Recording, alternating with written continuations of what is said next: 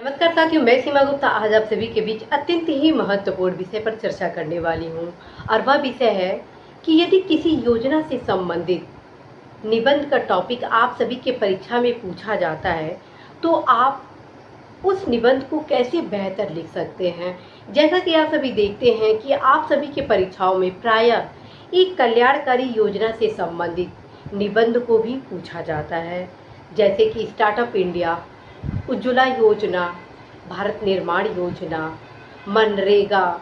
इसके अलावा तमाम महत्वपूर्ण योजनाएं हैं जैसे Beti Bachao Beti Padhao, make in India. ये कुछ ऐसी योजनाएं हैं जो कि एक अत्यंत ही महत्वपूर्ण योजना है निबंध के टॉपिक से रिलेटेड। लेकिन कई बार यह देखा गया है कि बहुत से युवा जब इस योजना से संबंधित टॉपिक को निबंध के रूप में लिखना आरंभ करते हैं तो वो संबंधित योजना के बारे में ही सारी व्याख्या कर देते हैं, जो कि एक गलत रणनीति होती है। मैं हमेशा आप सभी को बताती हूँ कि जब भी आप निबंध लिखा करें तो हमेशा निबंध के जो महत्वपूर्ण आयाम होते हैं, अर्थात उसकी जो प्रस्तावना होता है, उसको एक समावेशी रूप से आप लिखेंगे।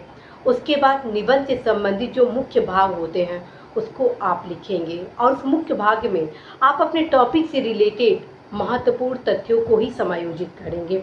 उसके बाद जो उपलब्धियां होती हैं भारत सरकार, राज्य सरकार द्वारा उस टॉपिक से रिलेटेड जो कार्य किए गए होते हैं उसके बारे में आप मेंशन करेंगे।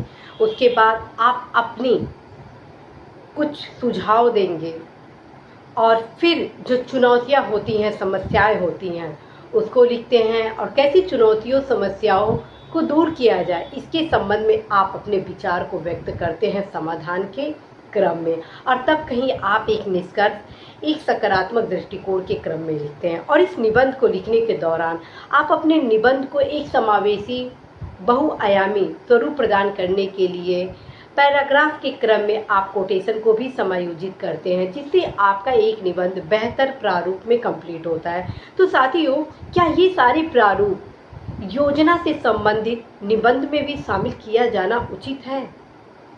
क्या ये सब कुछ लिखना होगा? तो मैं कहूँगी बिल्कुल।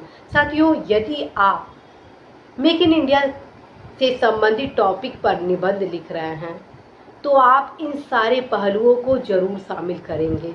ये नहीं कि मेक इन इंडिया कब शुरू किया गया, किस उद्देश्य से शुरू किया गया, इसके जितने फैक्ट हैं बस आप यही लिख दिए। ये कदापि गलती ना करिएगा। मैं हमेशा कहती हूँ कि आप सभी अवश्य ही योजना कुरुक्षेत्र पत्रिका को पढ़ा करें और आप देखेंगे योजना कुरुक्षेत्र पत्रिका में हर एक महत्वपूर्ण योजना से रिलेटेड टॉपिक वाइज योजना पत्रिका प्रकाशित हुई है, जिसके क्रम में आप जब लेख पढ़ेंगे तो स्वयं ही अवगत हो जाएंगे कि उस योजना को किस तिथि को शुरू किया गया, किस उद्देश्य से शुरू किया गया, इसके बारे में मात्र 1 से 1.5 पैराग्राफ में बताया जाता है। और बाकी जो पैराग्राफ होते हैं उस योजना को कैसे इम्प्लीमेंट किया जाएगा, उस योजना के इम्प्लीमेंटेशन में भारत सरकार, राज्य सरकार क्या महत्वपूर्ण कदम उठा रहे हैं।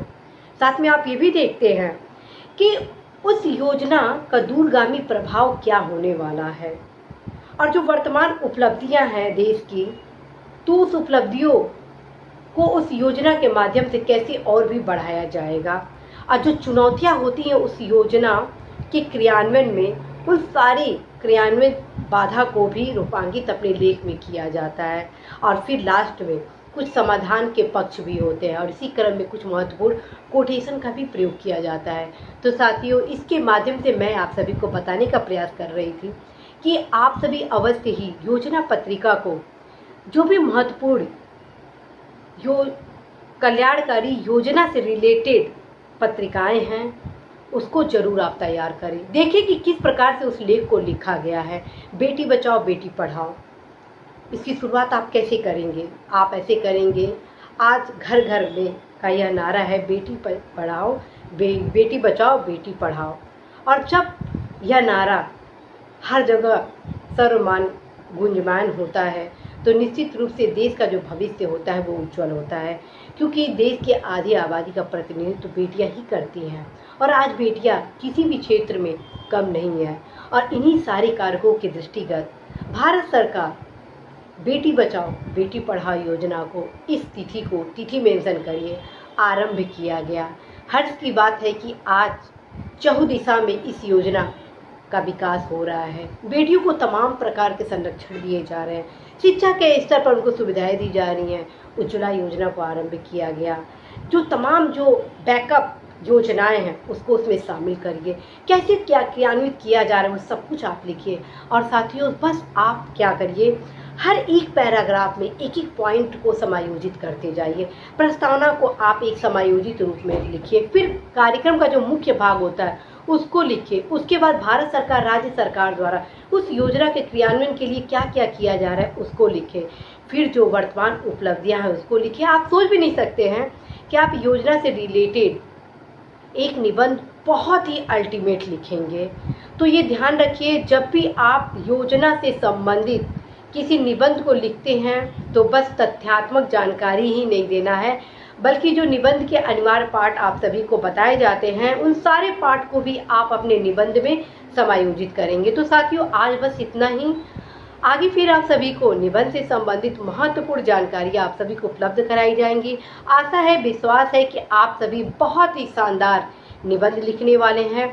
और इस बार एसी का विषय भी आप सभी को दिया गया है, 21वीं सदी में मेक इन इंडिया से बदलेगा भारत का तस्वीर, उपलब्धियां और चुनौतियां। अर्थात 21वीं सदी में किस प्रकार से मेक इन इंडिया भारत की तस्वीर को बहुआयामी आयाम प्रदान करने में महत्वपूर्ण योगदान दे रहा है। कैसे राष्ट्र निर्माण में मेक इन इंडिया अपनी सहयोग को देने वाला है, कैसे प्राथमिक क्षेत्र, द्वितीय क्षेत्र, तृतीय क्षेत्र को आगे बढ़ाने में अपना योगदान देगा, किस प्रकार से गरीबी, बेरोजगारी, भुखमरी, आश्रय भाव, लिंग भेद आदि सभी समस्याओं को दूर करने में अहम योगदान देने वाला है, किस प्रकार से वैश्विक अर्थव्यवस्था में भारत की एक पहचान विश्व की अर्थव्यवस्था के रूप में होने वाली है, किस प्रकार से नई अंतर्राष्ट्रीय अर्थव्यवस्था की स्थापना, विश्व के एकीकरण में मेक इन इंडिया योजना का अहम योगदान है। इन सारे पक्षों को आप